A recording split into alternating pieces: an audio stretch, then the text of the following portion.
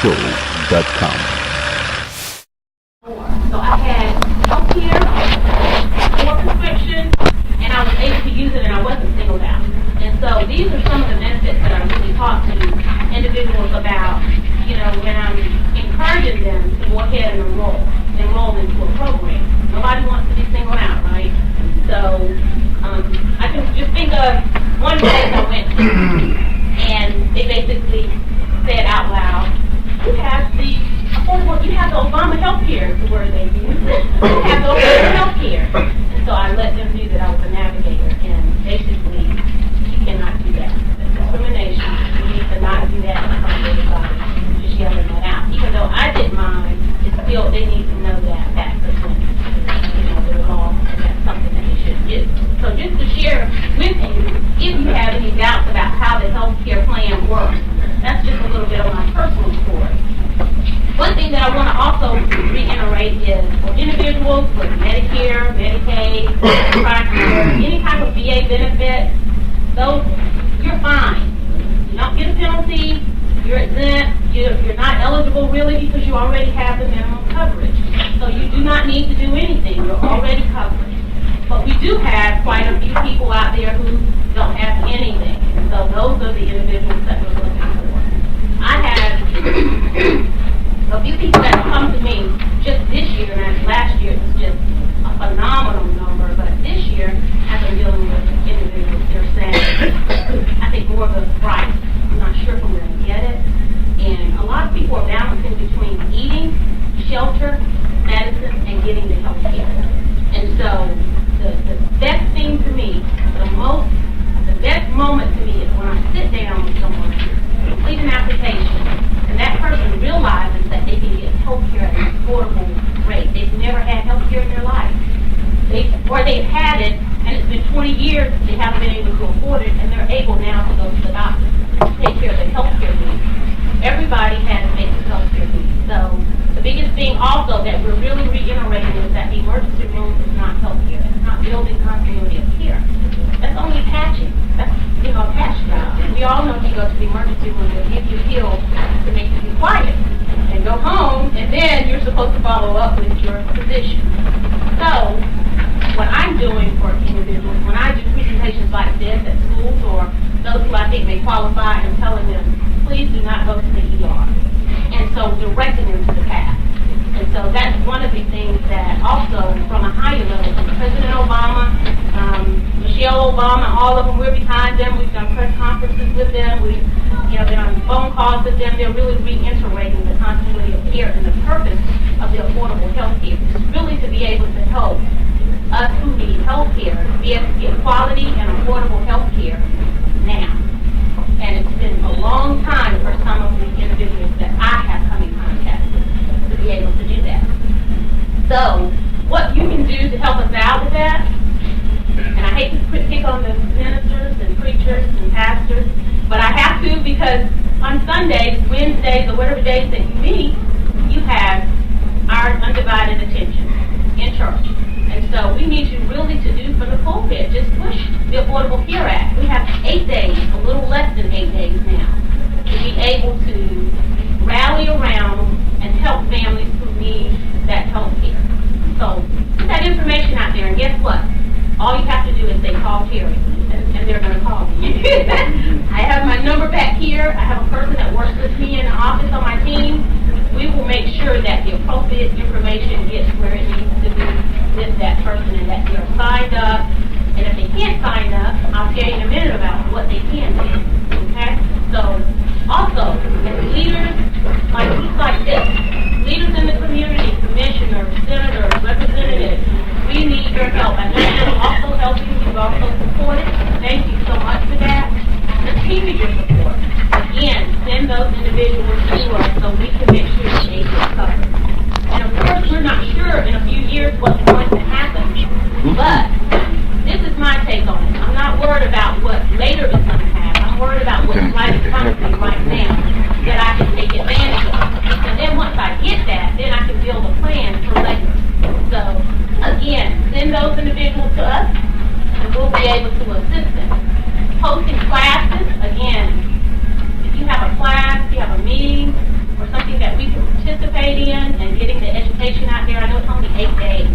But still, we've been doing quite a bit of community outreach, and we want to continue to do that. I'm free during the week. Again, on the weekend, you see I'm here Sundays, I go to church. So no Sunday, please, but, I still will be willing to come out those other 6 days and host the class, just so we can understand, well, to make sure that the people understand what they possibly can take advantage of. Again, Medicaid expansion, I'm sure everybody here knows, has not happened in Georgia. We're still pushing for that. We're still pushing for our governor. I'm supporting that. I think that every Georgian should have health care. I have children. I would not want my child to go without health care. If he or she were to get sick, and that's it, then what would happen? I wouldn't want that for myself. So we're really pushing the Medicaid. For that small margin of folks who do not qualify for the Affordable Care Act, some of the places we're sending them, again, I told you about my organization. There's other organizations in the community. We have Project Access here. We have Patty Harris for the Medical Center. We have Druid Park, which is Miracle Maker Ministries, Lamar Medical. I send people where it's convenient for them. If they live in a certain zip code, because a lot of them do not have transportation, I send them to what? Yes, my organization is awesome. I work there. I love it. But reality is, there are obstacles and barriers in some of our lives that keep us from traveling around. So I want to make sure that it's I wanted to talk a little bit more about the penalty, but what I'm going to say is if you have someone and they're interested in knowing about the penalty and the exemptions, ask them to call me, because there is a penalty. You don't have to do a penalty if you qualify for an exemption. You may qualify for a hardship. There are other exemptions that you can possibly qualify for. So I would love to have that conversation. And overall, let's just try to ease and make it comfortable for those who may be afraid. And a lot of that I've come in contact. There are a lot of people that are just afraid. I've never had it. I don't know if I can get it. But when they get it or they get the information, it puts them at ease and more comfortable. So again, if you have any questions, I don't know if I have a moment to. That was I was going to ask you if you would elaborate about the penalty this year, but you touched on it. Okay. And there's a 2% penalty. This year, 2015, 2014 is already rolled around.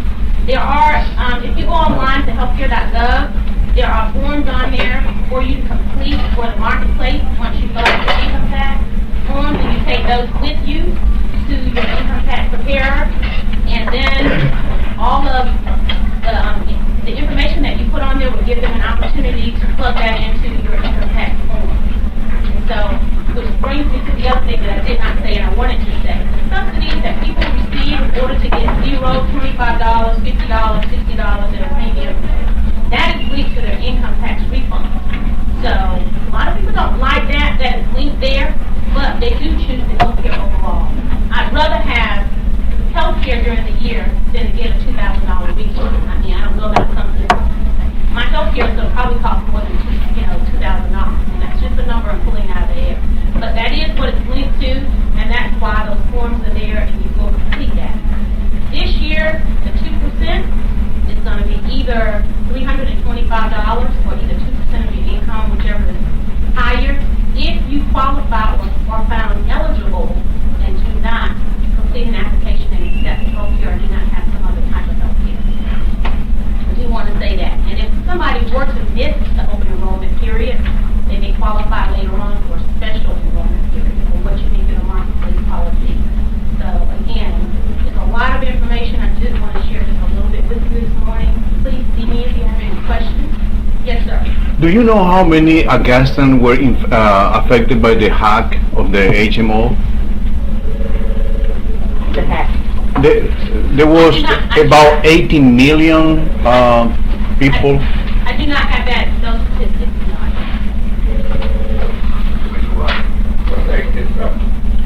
I would hope that we won't treat signing up the Affordable Care Act the same as we do voting.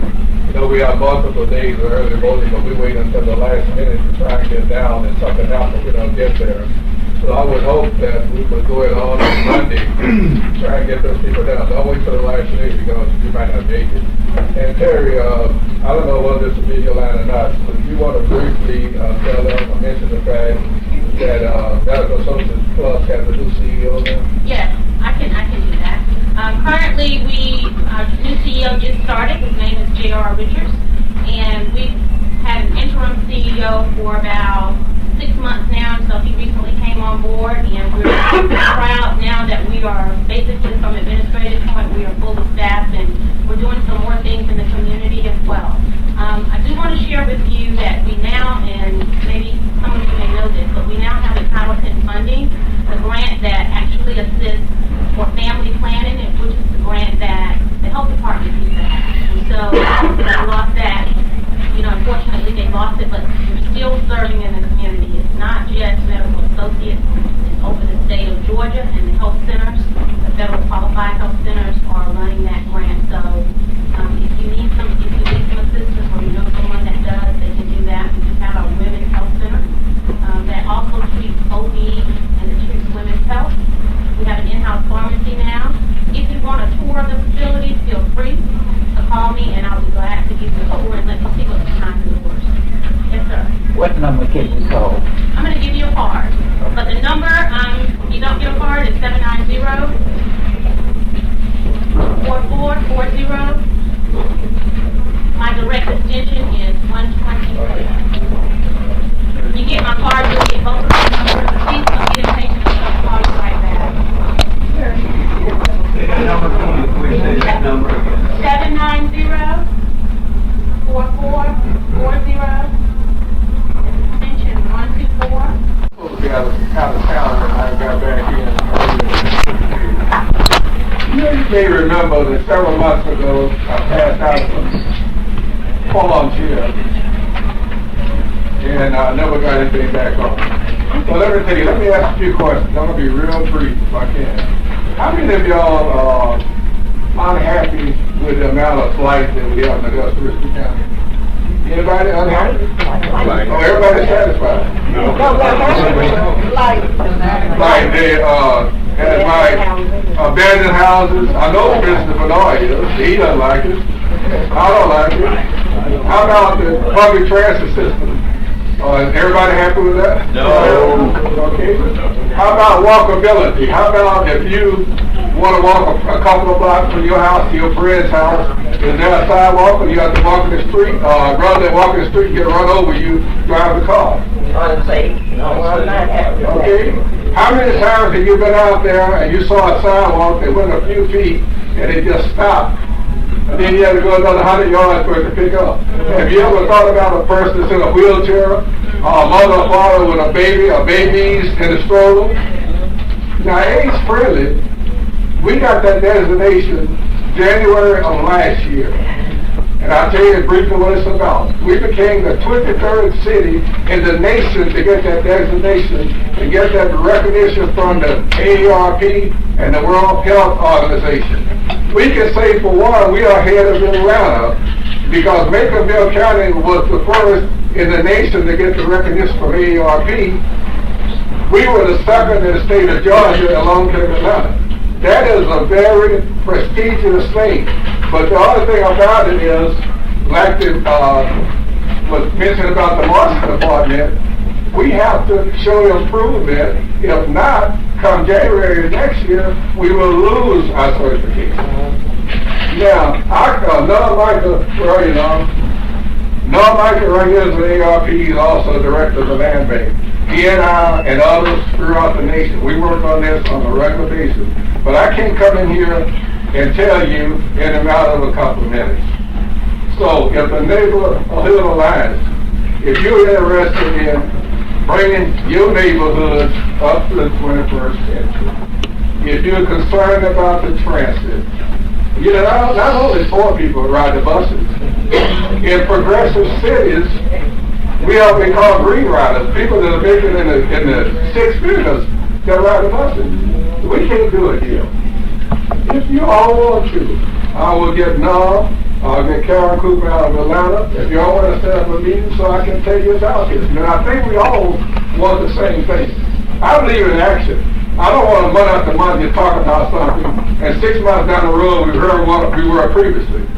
Now, if y'all, the neighborhood alliance, if y'all want us to, y'all give us a date and time, and I will set up the meeting, and we'll be there, and we can walk through this thing step by step. I mean, it's very important. We have set up for March 13th, that's a Saturday, from 8 to 12, we're going to have a cleanup, city-wide cleanup. We have the sheriff's department, we have the fire department, and I know they have the chair of public safety. We're going to have the marshal's department, we're going to have 100 black men, 100 black women, Augusta Museum. All these people are involved. We're going to go out and we're going to work from 8 to 12. And what I'm asking, this is the last thing I'll say now, is I want each community to find a piece of property in that community that is in desperate need of cleanup. You may have an elderly woman living by herself, or you may have something, you may have an eyesore, where we can concentrate on that. We can take pictures before and take pictures after to show the improvements that we are doing. We have all kinds of events for your senior citizens. We got a couple here that's been involved. Social media.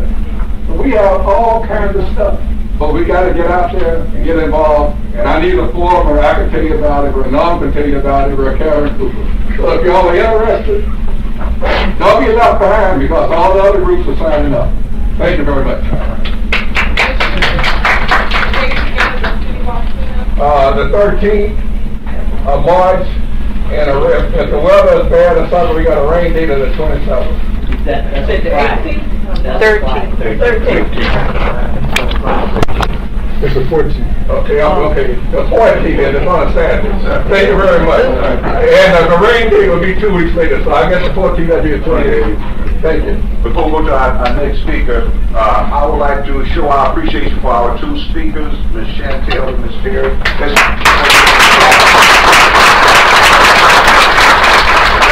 That was valuable information, and we appreciate that. And we're going to have you come back again and probably get you on the agenda where you could do a solo, so you can tell people a whole lot more. All right.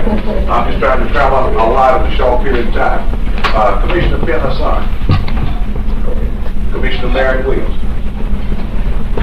I'm going to do that again. Just going to say, Mr. Chairman, thank you. Two things. First thing is the meeting is growing, and I'm glad of that. We have been talking about using the third Saturday in each month to get some information at our church, and which is a little bit about the facility, and it's free, but it's going to be a general meeting to give out information. We're starting Saturday coming at 10 o'clock at 2543 Dean Ridge Road at our church right across from the Dennis. I want to get that out. The other thing is, along with what the marshal said and what Commissioner Lockett talked about, I've got a meeting set up with the Housing Authority, with the Housing Labor Development, along with the life inspection, probably going to put in the marshal and the sheriff department, about the people that have been moved out into our communities who have not been responsible. How the Housing Authority had let these people move out and pull our neighborhood down because of where they used to coming from. Now, I was told as a child, you may be poor, but you don't have to be nasty. And I believe that to this day. But our community is going backwards because we as residents would sit back and say, well, I don't want no problem. Now, I don't want to say this because I don't know what they're going to do, this and other. But the Housing Authority has a responsibility, along with Housing Labor Development, who's trying to build up affordable homes in different areas. I've got a meeting set up next week with those entities to talk about it, through this commissioner, how we can hold people accountable. We talked about, when I came in, we talked about the service that they render. A lot of people are afraid to call and complain. The Word of God says, Reverend Thomas, that we have not because we have not. If you don't ask for the service, if you're afraid for the service, then you probably don't want it. But if people are affecting your property enough, you'll call, you'll make those requests. The lady called me, Chairman Jefferson, about March they had in the neighborhood about the drugs. And she even came by the church and talked about how bad things were. She was afraid. She didn't want to talk to some of the scared people because they come out, she said, and it's true or not, I don't know, but the lady shared for about an hour with me about how she deals with the drugs in the neighborhood. And it's bad, and it's getting worse. Now maybe you don't have that problem, but some people still have that problem. Some people are still suffering. Some people still held hostage in their own neighborhood. Even where I live, and I tell people I've been in the hood all my life, and I'm glad I'm still there. I got a young man every Saturday night, buddy. He plays some music, and it's old school music now. It's good music. But it's so loud. It is so loud. And I called the sheriff department and stood in my driveway and waited for the officer to get there. And I said, I just want you to hear. Now, he didn't turn it down now, but listen to this. And so I called Richard himself, Roundtree, and talked to him about it. It don't make sense for somebody to keep aggravating you, and you call and nothing happens. We've got to get aggressive. Now, you can live in this neighborhood, but you're going to do right. But if we don't enforce that, if we don't push that, then it's going to continue. So I just want to make that first announcement that we're going to be opening up the church on 10 o'clock every third Saturday. Just to talk about a lot of stuff. We can't talk about it here out there. We don't have time to talk about all of it here. There's a lot of information. And people don't want the truth now. They want to hear stuff sugarcoated. I ain't got time for that. You might not like it, but it's going to be real. It's going to be factual. So if you don't want to hear none of that, I understand. But we need to start to get aggressive, to move our city forward. We got a great opportunity to do some things. And to do the same thing you've been doing, you're going to get the same thing you've been getting. So, go ahead. When are you setting up the meeting with the housing authority? That's when well, I'm going to have a meeting with the housing authority and several entities, the sheriff department, the marshal department, the fire department, and housing development. Housing development is a meeting I want to have. It's not a public meeting. I want to get there with them to talk about why they allow certain things to happen.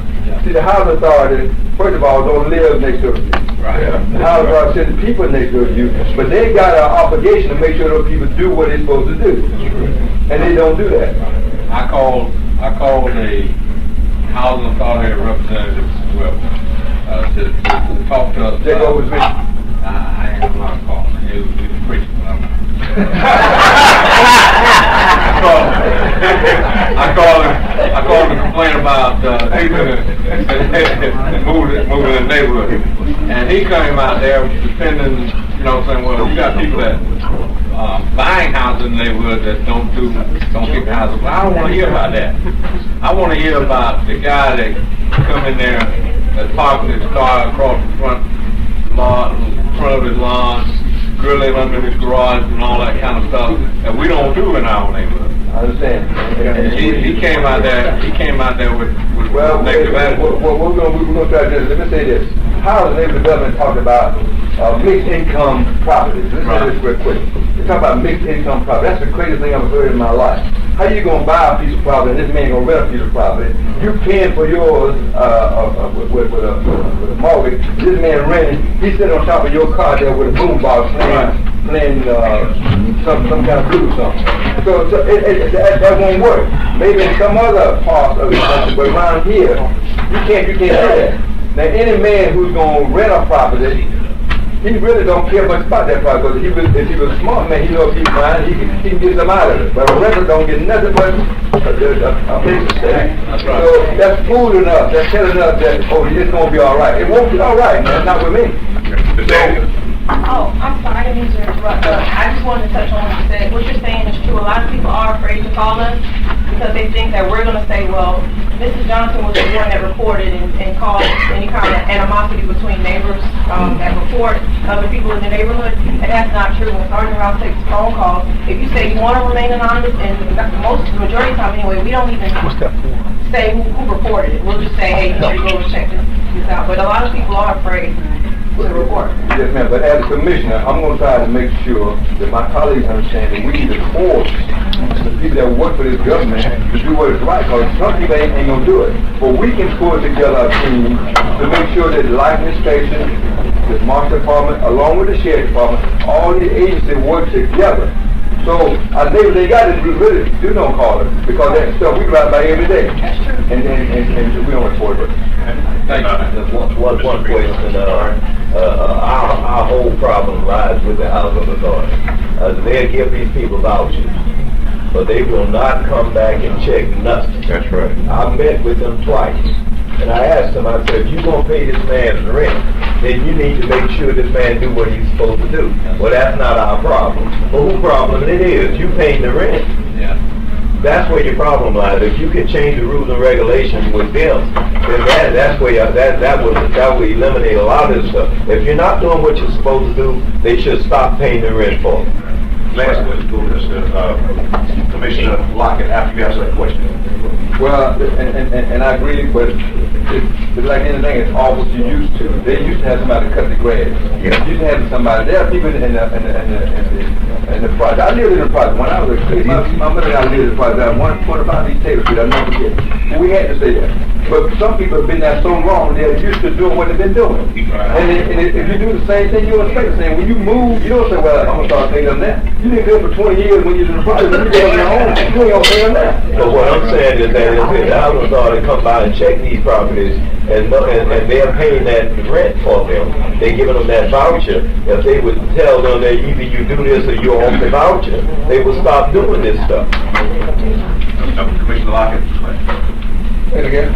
I said, you had the last question. You had. No, I haven't had it. No. Okay, all right, well, we'll go on to Commissioner Lenore. Good morning, everyone. I guess a couple of projects that I'm working on, the dilapidated houses.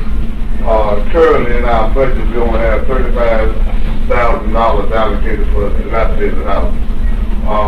What I'm trying to see if we can do is that the city should have extra money because of the money that we save from the gasoline to be able to use some of this money to tear down houses. We have over 200 houses that's already ready to be torn down. It costs about $5,000 to take down the house. With $35,000, we can only take down approximately 7 houses.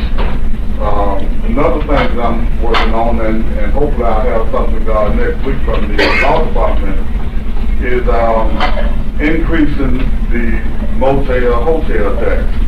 Now, I understand that the Coliseum Authority wants to build a $100 million new Coliseum. And I don't have a problem with that. But I do have a problem when we take monies to build buildings and we don't have infrastructure within our city. What I want to see that money used to is to the gateways to the city. Sandbar Ferry Road, Gordon Highway, Peach Orchard Road. This is the Garden City. And when people come into Augusta, they should see a Garden City. But especially in District 1, District 2, you see weeds and you see what's he called cabbage patch. 55 also. Yeah, so, but those are two of the projects that I'm working on now. We recently had approved, I think, almost $300,000 for our recreation and parks department to do a study. One of the questions that I asked is that in some of the parks, I know specifically, in Dice Park, a study has been done and plans have been made for that area. And what I don't want to see is those plans, no action is taken on those plans. Another issue that I have in District 1 and District 2 is that we have a lot of houses, not a lot, we have houses that are vacant. But those houses are vacant. People come into those houses and they stay there. They set the houses on fire and then the house will be half burning and they're left standing. What I want to see is that if the person has insurance, either we hold back 20% of their past ordinance, or we can hold back 20% of the insurance claims, and if they do not take the house down or rebuild, then we take that 20% and take the house down ourselves. If they decide to rebuild or take it down, so we'll get the money back. But, that's, Okay, Mr. Jones. Well, Mr. Renaud, you want to one about the sand here urban development, we have started with some houses. And the sand hill area is an area that a lot of people have lived in that area. And a lot of people are interested in it. So this is a program that we're really working hard on. And what we're going to do different this time is we're going to make sure that the people are certified first before we build a house. So I'm encouraging both of y'all to understand this is a program that we got out. We have it, we're working on, and it's going to be a very successful program. And we just want y'all to just. I don't know if either Commissioner Williams also thinks we will answer this along.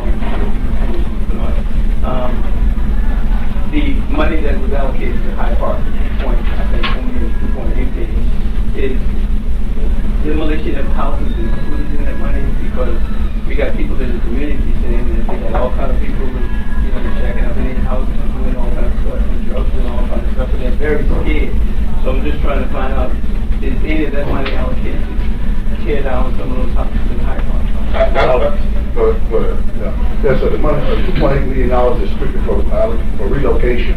When you get the families out of there, you have about 73 families that's there, whether they're home ownership or whether they're rentals. We're using that money strictly to get them out of there.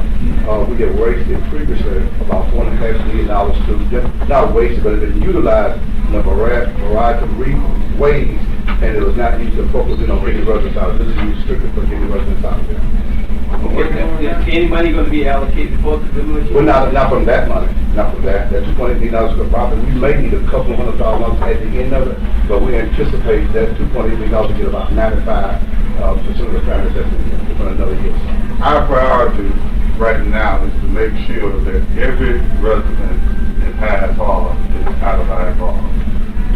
It is dangerous for 4 or 5 or 6 or 10 families to be left in Hyde Park and everybody else is going. They create all kinds of issues for the people that are left in there. So our number one priority is to make sure that we get all residents out of Hyde Park and get them out of the My last question would be to the ANAC after Commissioner Hassan comment on that platform. Oh, I'm sorry. Yes, along with that, Bernard's final point about that getting families out there and to decrease and put those families at risk. I just spoke to Mr. Marion Barnes to speak Board of Education, because he's operating EOA and they have the Head Start school over in that area. And I was sharing with him within another year, so we potentially will have all of those families out of there and they start considering how they're going to leave that school, that Head Start school in that area, sitting out there alone. And he said probably not, they hadn't had this conversation twice a time, but he appreciated me calling this to remind along those lines. I love these people out there spoke in very small numbers. Could someone tell me why it costs $5,000 to tear down a ragged house? Most of them already burnt up. We own the landfill. That belongs to everybody sitting here that lives in Richmond County. Now I know for a fact, I tore down the house. I was in charge of it. It didn't cost $5,000. I'm on board. They need to come down like yesterday. But can somebody please tell me why it cost $5,000? A little bit what I know about construction. First off the bat, you got EPA regulations on asbestos abatement, and the hazmat equipment and stuff like that will be your biggest cost.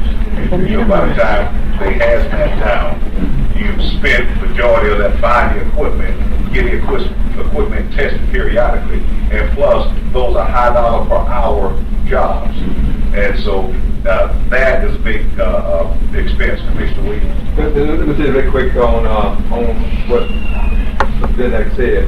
We own the landfill. Yep. Now, we're what we call an enterprise. I don't pay myself for the water that I use in my home when I wash my car, when I cook with whatever it is, because I pay the water bill. We can do some things differently, and it takes, I guess, a vulture to get those things done. But if we in such a need, I remember when I went to the National Guard, and I went to Atlanta and got the Commissioner of Corrections to come to Augusta to build the animal shelter out here. we paid like $3.7 million to build that much when the commission from Atlanta came and said, we got inmates that we house. That's professional. That's right. They're in jail, but they're going to be working and sitting around. They will build it for you. We do everything with air and heat. And the commission at that time, not this commission, voted to go ahead and pay $3.7 million to build a dog shelter out here. And we could have got it for at least half of that. So we got to get creative and do some things. When we own the landfill, we run it. It shouldn't cost that much. I understand by the guidelines and things you got to do.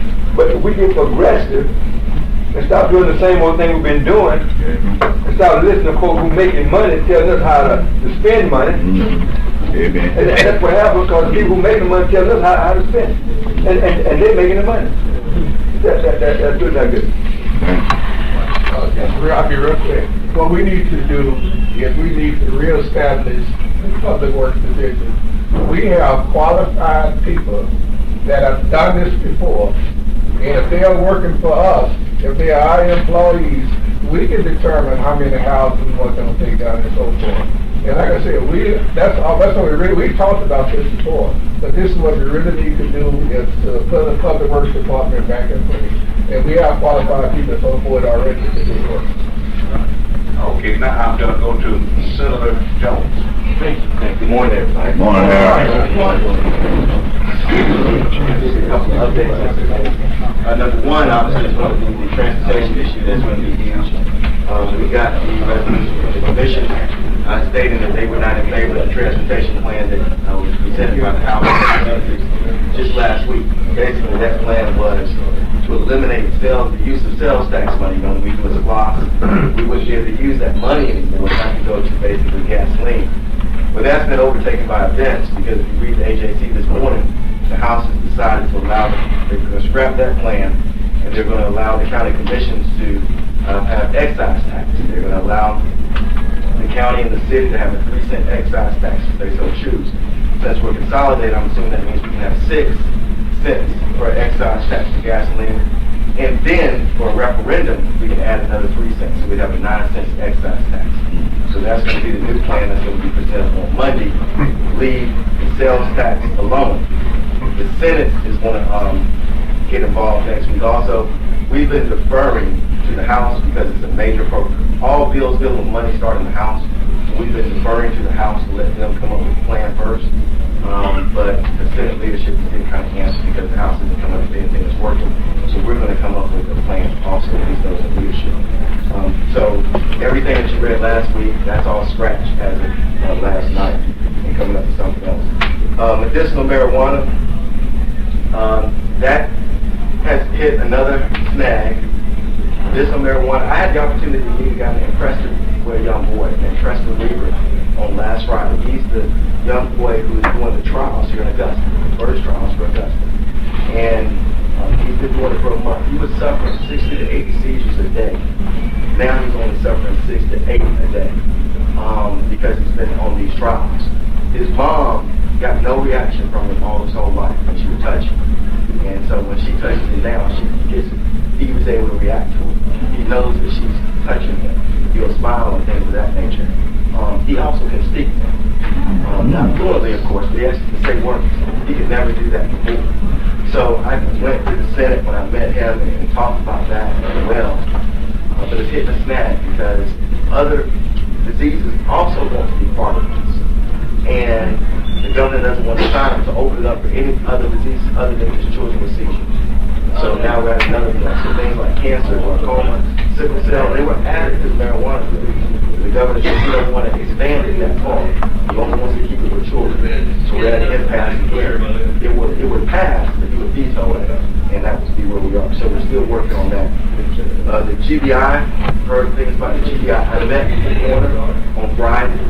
He, for the first time, this is because of Chairman Howard's leadership, he, for the first time, is going to meet with the head of the GBI and also other persons who deal with toxicology in Atlanta to find out how we can remedy the situation here in Augusta.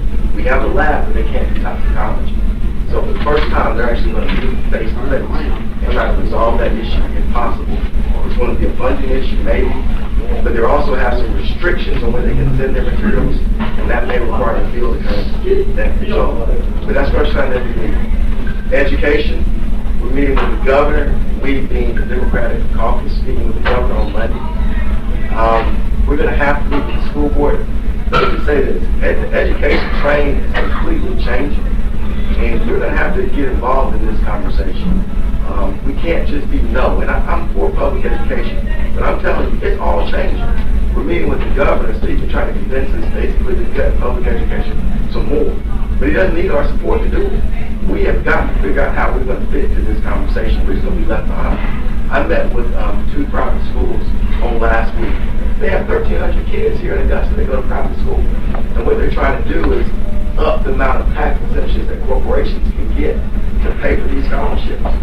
For all I know, Augusta might have the best school system in the state, but none of our kids are really going to public schools anymore. When you take magnet schools, some of your charter schools, and now these private schools, we're being gutted. But we have to get involved in this conversation. I don't know where it's going to lead, but we're going to have to be part of it. You can't just sit back anymore and say, we're against all change. Because as I talk to these folks, I realize the change has already happened. And we've got to get involved in it. Because we just keep sitting back and saying, no, no, no. It's just going to pass by. And Augusta's going to be left out there. As far as blight is concerned, we're also meeting this week, just so happens to talk about trying to get appropriations to help Augusta with money for blight. That also came through Chairman Howard. So those are practical things that we're working on. What I call conversation starters. Remember I always said, just because something may not be realistic initially doesn't mean it can't happen. I was the co-sponsor. We raised the minimum wage to 10.10. That received statewide publicity. It's a conversation starter. It'll get a hearing, so we'll have an opportunity to make that case. I was the sponsor to force corporations to show how much tax dollars they get from you. They get all this tax money, but they don't show where they're doing with it. I was the sponsor, the lead sponsor on that field. It's a conversation starter. It may not go anywhere this year, but it starts the process of bringing things out to the public. That will get a hearing. And then also decriminalization of traffic offenses. I expect that I will be the lead sponsor on doing that within the next 2 weeks. That may be more than just a conversation starter. The DeKalb County, all their traffic cases, 100,000 traffic offenses, was going through what they call the recorder's court. They screwed it up. I don't know how they screwed it up, but it's illegal. All of those cases now are going to have to go to their state court, which has never happened. So they're scrambling. So they're going to be looking for an alternative. Decriminalization is going to be the answer for them. So that may be more than just a conversation starter. But we anticipate dropping the field, decriminalizing traffic offenses within the next 2 weeks. So we're working on the practical and working on things to start to make real changes for the citizens of Georgia. So that's my update. Okay, before we get into the questions, we're going to take a few questions, non-compound questions, single questions. All right? Okay, Commissioner. Yes, I just want to commend Senator Jones for the information he shared with us. But I want to reinforce one portion of what he said. We was talking about education. About a year or so ago, I happened to be looking online, and it was one of the conferences that the commission had across the state of Georgia. I think they had it in Savannah. And they had the Chancellor, Huckabee, and some other, Michael Thurman was on that panel, about a total of about 4 people. And they was talking about education, and what Huckabee and one of the other guys, I just can't think of his name, but he was a very strong political insider. But what they were saying is that they were not.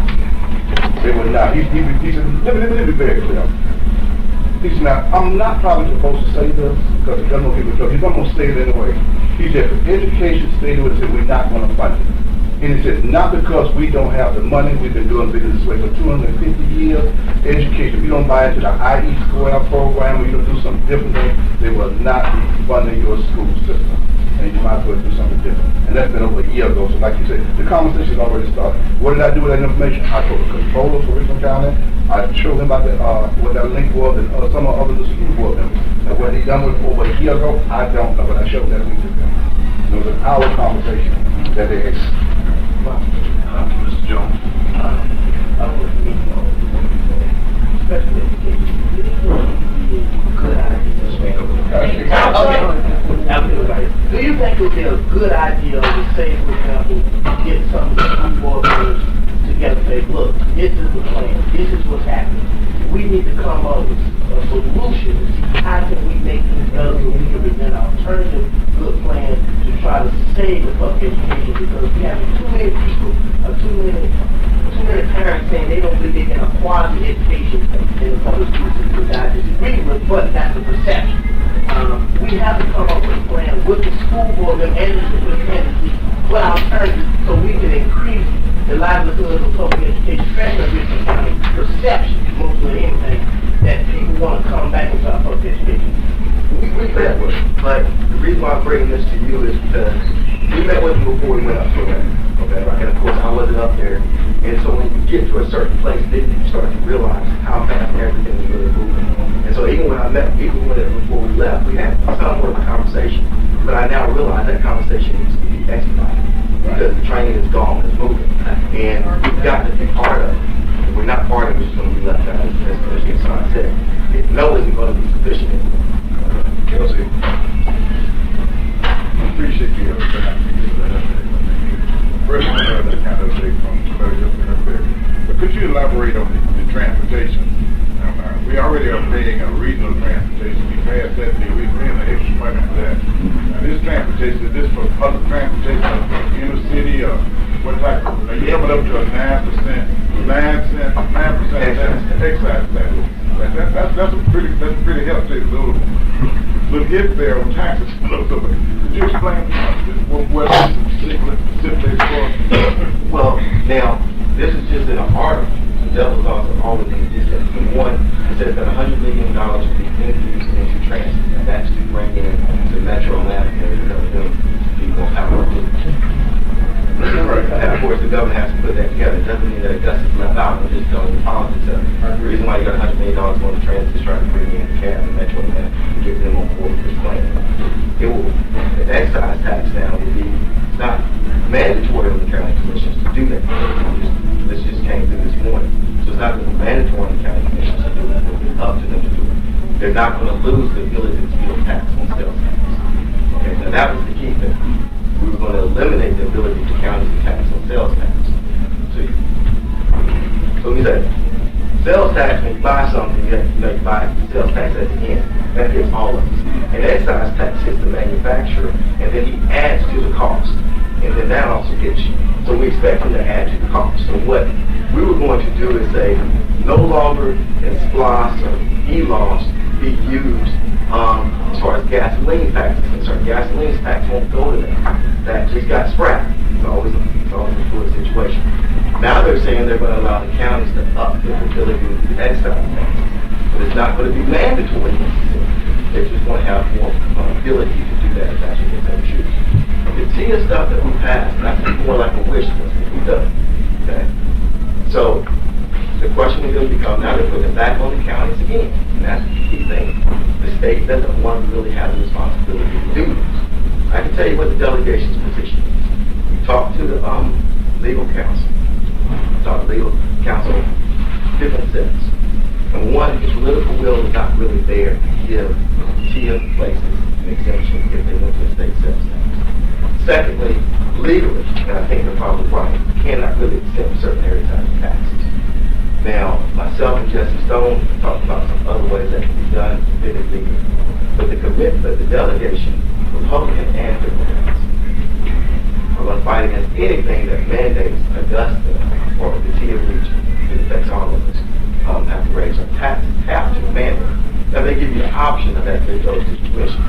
That's totally different. But mandate, we will be against that because we did our part on doing that. Right. And that's Republican and Democrat. And as Senator Jackson said, we got to stick together like glue. We may disagree on all of us stuff, but we're agreeing on this. Thank you. Working together. Really, thank you for hearing that. Last question. You gonna give me that? Yeah. Thank you. Boy, this is my colleagues, their ears perked up. Man, when they exempted the excise tax on manufacturing for energy, they said, oh, you people in the local government, y'all can implement the excise tax. What do? Everybody cried, I'm not raising my taxes, are we? So we ain't that. And I think this year it's probably cost us $3 million, I believe, and next year, if I'm not mistaken, it'll be $4 million. I mean, this is a horrific thing. But I was at yesterday in Birmingham at a transportation summit. The Deputy Director of the United States Department of Transportation was there, and I had an opportunity to speak with him. And they have some big plans in the work that's going to be positive for local government as far as transportation and so forth is concerned. And I think all of you, now you may know that I supported Al Mason for mayor because he asked me. But Hardy Davis won the election with 70-some%. And let me tell you something, we need to get behind that man because he has got some outstanding ideas. He's got all the contacts in the world. If we support him, you're going to see an immediate transformation of Augusta, Richmond County. So we need to get behind him because I'm really impressed with this guy. Thank you. Okay. Yeah, we have the Port Authority with no BC Port, but we still don't have transportation authority to deal, and we don't even have director for that department. So can you start the conversation at the legislative delegation? So when you say about the authority for transportation, for transit? Oh, for transit? Yes. Richmond County? Yes, in Augusta, Richmond County. Yeah, we have. I mean, that's something that's been done. But I mean, it's we're further down the list, quite honestly, as far as transit is concerned. We're probably a little further down the list. Right now, the main thing as far as Augusta is concerned is we have to make sure that we don't get run over and that we get taxed again. That's our first priority. That's our first priority, to make sure the citizens don't get taxed again, that they don't ram something through that we're not fighting against. That's priority number one. Then our second one, and it's not necessarily farther down the list, is we want to start then talking about the transit aspect. That's going to be something that we can kind of play with a little bit. Because remember, Republicans are also against a lot of this transportation bill for their own reasons. So there's going to be a lot of room to maneuver and work. But we just have to be cognizant of everything because you see it changes very quickly. And the commissioners can tell you that also. I mean, the bills change within minutes of each other. And you better be on top of it to know what's going on. Okay, at then I'm gonna have to call you down to George. You keep talking about transportation. Real briefly, again, as we usually discuss, on April 21st, we started another CERT class. And I always want to encourage, I want to be able to come in here one day and see that every member of the Alliance, everyone has taken that CERT class.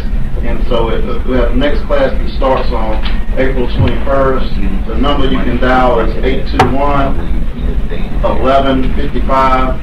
And they can take your name and sign you up to be with our next CERT class that starts in April.